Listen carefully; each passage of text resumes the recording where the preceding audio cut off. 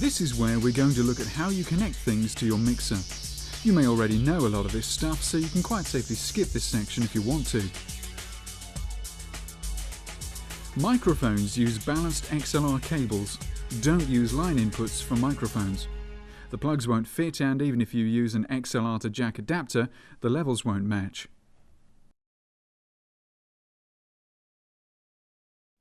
A direct injection or DI box turns a low-level unbalanced signal, which might be from a guitar or bass, into a balanced one that can be plugged into XLR microphone inputs.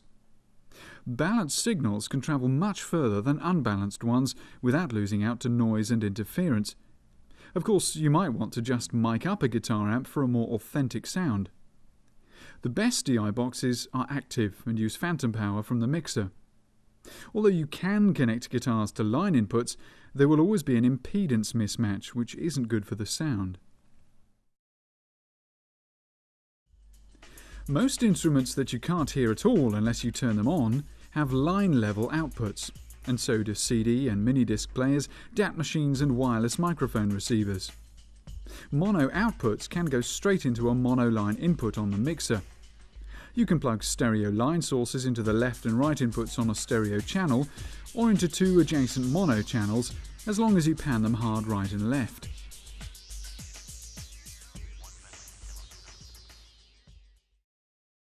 Effects units need to get a signal from the mixing desk and be able to send it back so that it can be part of the final mix, so they have both inputs and outputs.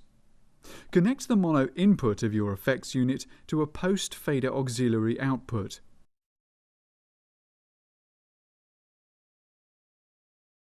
The left and right outputs from the effects units should be connected to a pair of stereo returns, or stereo inputs if there are no stereo returns available. Remember that stereo channels have fewer facilities on them, so if you need complex EQ, then use a pair of mono inputs. Connect signal processors like compressors to the insert jack.